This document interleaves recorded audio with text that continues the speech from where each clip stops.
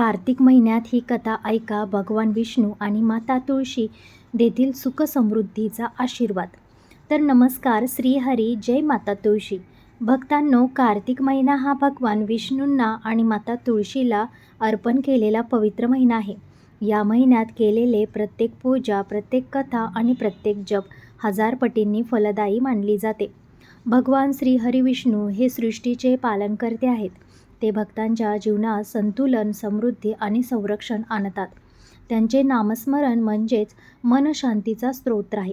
भगवान विष्णू म्हणतात, जो मला कार्तिक महिन्यात तुलसी दलाने अर्पण करतो त्याचे सर्व पाप नष्ट होतात आणि त्याच्या घरात धनलक्ष्मीचा वास होत असतो. माता तुळशी म्हणजे श्री लक्ष्मीचं रूप आहे.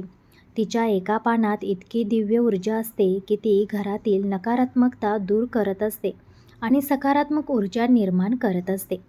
तुळशीशिवाय कोणतीही विष्णुपूजा अपूर्ण मानली गेलेली आहे.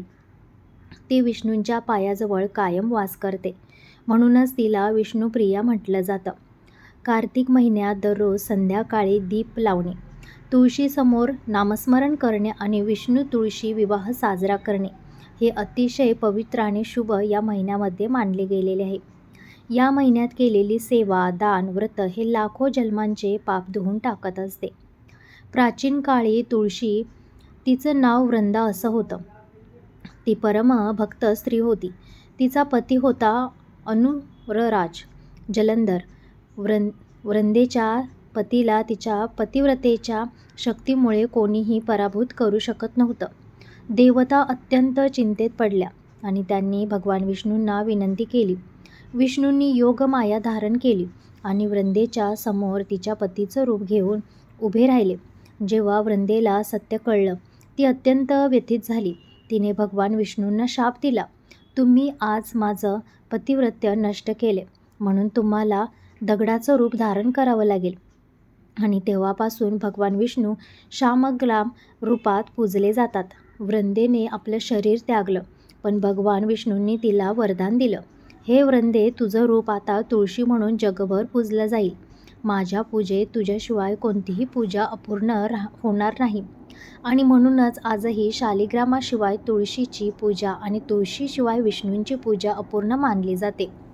तर अशी कथा ऐकल्याने आपलं जे दरिद्र आहे, दुःख आहे, ते निघून जात असतं आणि कथा ऐकण्याचं फळसुद्धा आपल्याला मिळत असतं. मित्रांनो, जो कोणी कार्तिक महिन्यात माता तुळशी आणि भगवान विष्णूंच्या अनेक कथा आपल्याला आपल्या मोबाईलच्या इंटरनेटवरती किंवा पुस्तकांमध्ये, ग्रंथामध्ये सापडत असतात, त्यातील कोणतीही कथा किंवा दर गुरुवारी एखादी कथा किंवा रोज नित्यनेमाने एक कथा जरी माता तुळशी आणि भगवान विष्णू यांची जरी तुम्ही वाचली तरी तुमच्या जीवनामध्ये सुख समृद्धी नांदणार आहे. जो कोणी कार्तिक महिन्यात माता तुळशी आणि भगवान विष्णूंची मनोभावे पूजा करून त्यांची कथा जरी ऐकली तरी त्याच्या जीवनातील संकटे, दुःख हे नाश करण्याचे सामर्थ्य आहे. त्यांच्या घरात सुख, समाधान आणि धनलक्ष्मीचा वास होणार आहे. त्यांचे सर्व दुःख, अडीअडचणी, अडथळे नाहीसे होतात आणि जीवनात आध्यात्मिक उन्नतीची प्रगती त्यांना प्राप्त होऊ शकते. म्हणूनच मित्रांनो, कार्तिक महिन्यात दररोज तुळशीसमोर तुपाचा दिवा किंवा साधा दिवा लावला तरीही चालेल. भगवान विष्णूंचं नामस्मरण करा, माता तुळशीचं नामस्मरण करा आणि ही कथा नित्यनेमाने किंवा दर गुरुवारी वाचायला विसरू नका. नक्कीच तुमच्या जीवनामध्ये सुख, शांती आणि समृद्धी नांदणार आहे. माता तुळशी आणि भगवान विष्णू हे आपल्या जीवनातील एक अत्यंत महत्त्वाचा असा भाग आहे, जेणेकरून तुमचं जीवन अगदी समृद्धीच्या मार्गावरती जाऊ शकतं, जर तुम्ही या दोघांची एकत्रित अशी पूजा केली तर. मित्रांनो, त्याचबरोबर तुम्हाला तुळशी विवाह हा देखील नक्की या महिन्यामध्ये लावायचा आहे. असं म्हटलं जातं की जो कोणी तुळशी विवाह या महिन्यामध्ये, कार्तिक महिन्यामध्ये लावत असतो, त्याच्या घरामध्ये नेहमी शुभकार्य घडत असतात. नेहमी त्याच्या घरात सगळं कल्याण आणि चांगलं होत असतं. ज्यांना मुली नाहीत त्यांनी अवश्य तुळशी विवाह लावावा आणि त्यामुळे त्यांना कन्यादान केलेल्याचं पुण्य हे मिळत असतं मित्रांनो. आणि तेच जे पुण्य आहे ते सर्वश्रेष्ठ पुण्य मानलं गेलेलं आहे.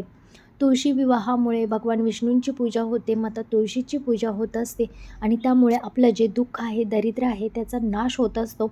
त्याचबरोबर आपलं पाप देखील धुवून जात असतं. त्यामुळे मित्रांनो, कार्तिक महिन्यामध्ये ही जी कथा आहे ती नित्य नियमाने दर गुरुवारी नक्की ऐका. नक्की भगवान विष्णू आणि माता तुळशीची या महिन्यामध्ये पूजापाठ करा. तुमचं सगळं कल्याण होणार आहे. तर माहिती आवडली असेल तर एक लाईक नक्की करा. कमेंट बॉक्समध्ये जय माता तुळशी लिहायला विसरू नका, जेणेकरून तुळशी मातेचा आशीर्वाद तुमच्यावरती सदैव राहील. शेअर करा व्हिडिओ, सबस्क्राईब करा चॅनेलला, लाईक करा. धन्यवाद.